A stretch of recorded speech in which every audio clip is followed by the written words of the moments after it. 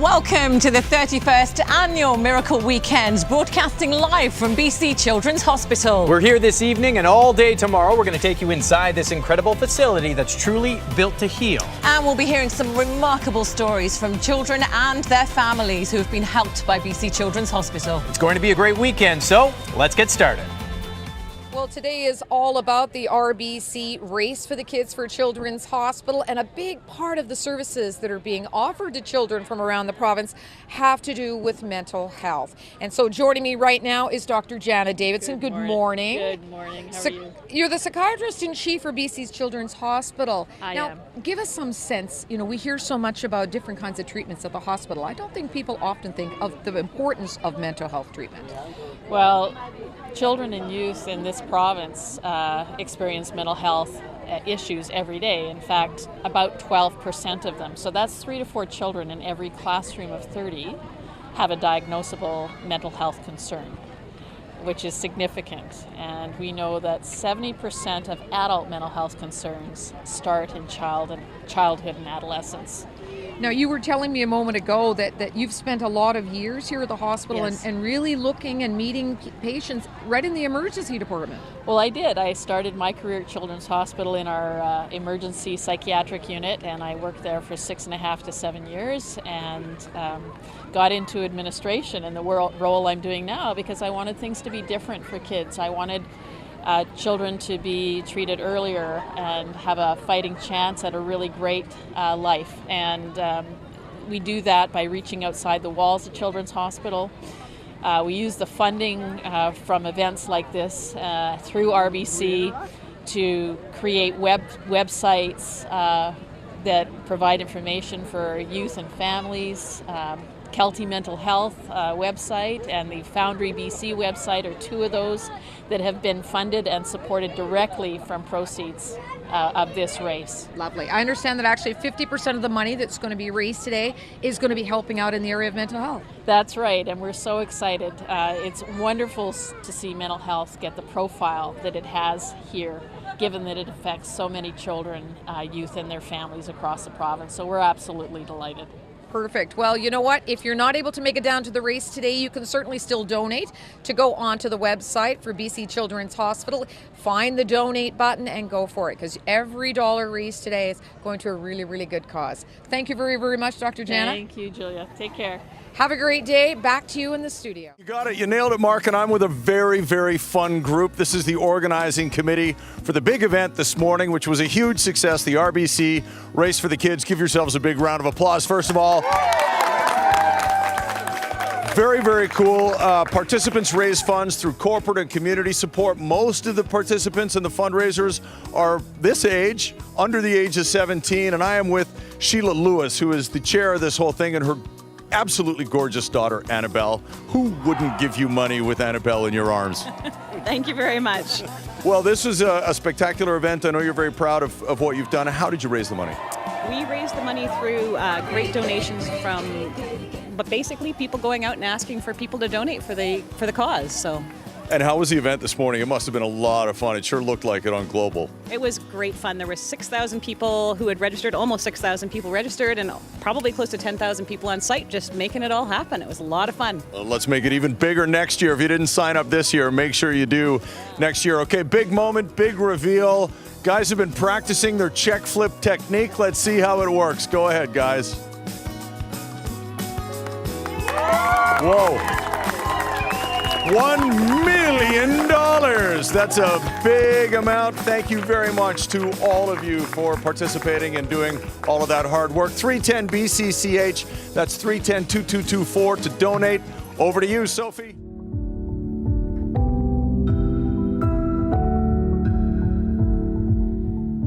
He was suffering from asthma, and he also had a cold, which was what brought the asthma on.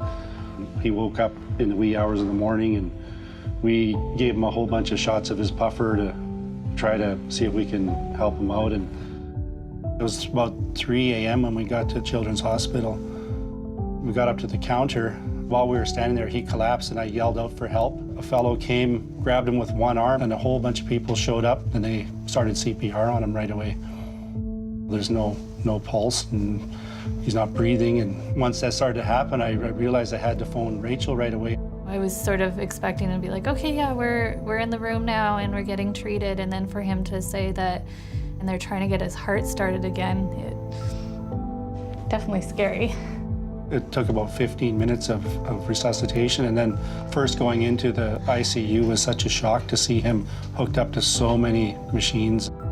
The first thing that I noticed was his chest was rising so high because they had him hooked up to an oxygen machine, and the machine was breathing for him.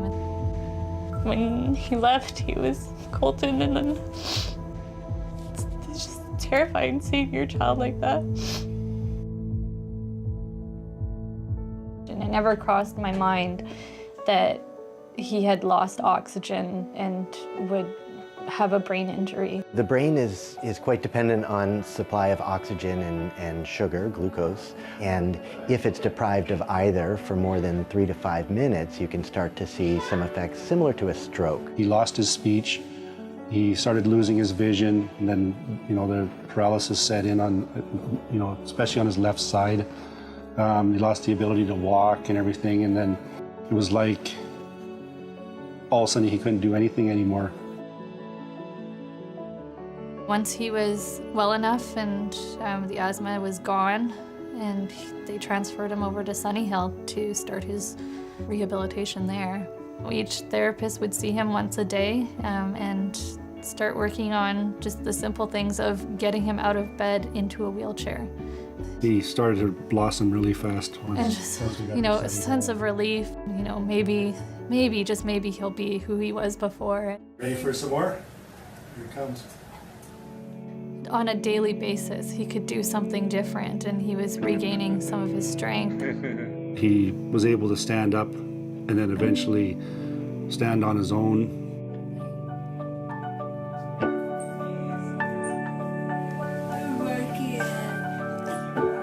And he was very motivated too.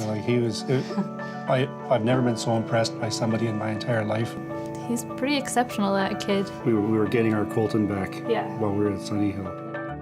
He needed to be able to walk with very little assistance. He achieved that after a month of being there.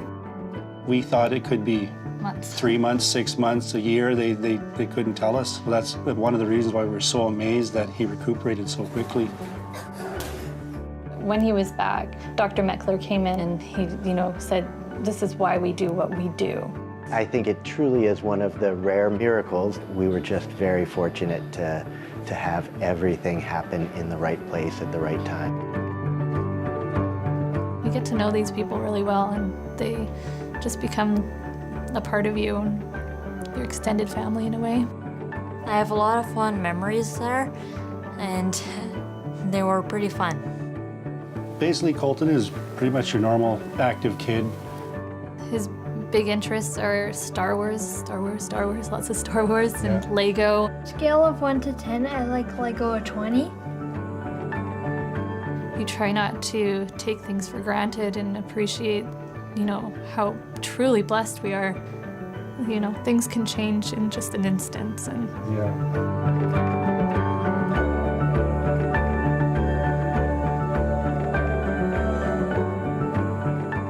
Children's Hospital, means everything. They're everything to us. They saved our boy.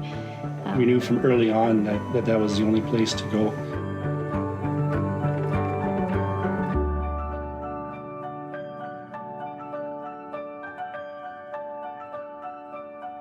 It's been so much fun, and now it's the big reveal, our final total.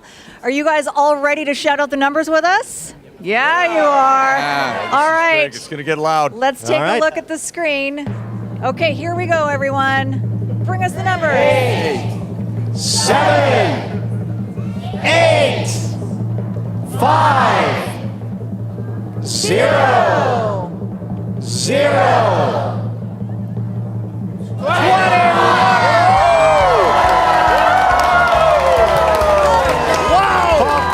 Streamers. $21 million. All right. You know what? We did it.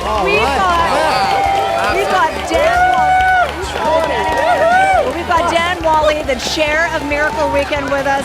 This is your outgoing year as chair of this weekend. That's incredible. Just a few words on how this feels. You know, unbelievable. The people in the province of BC, the medical care system here at BC Children's, all the volunteers, global, everyone to make this come together is simply fantastic. Thank you, everyone. Thank you so much for your hard work too, and thank you, British Columbians. This has been such an incredible weekend, as it always is. Well done, BC. Thank you so much for everything. Happy Miracle Weekend! Thank you.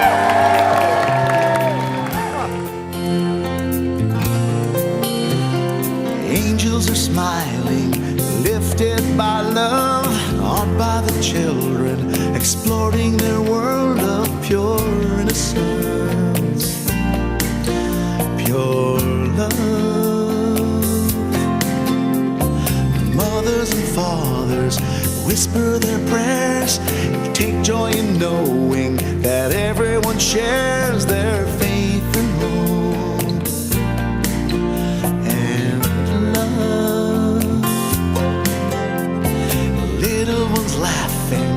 Lost in their play, through grateful eyes, you can hear them say, thank you all, thank you,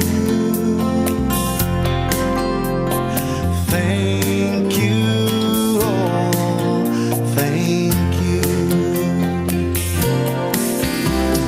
Miracles happen with love, and with help from the angel in all. Miracles happen, oh yes they do. Here's hoping someday what happens for you, and peace comes to you from above. Miracles happen with love.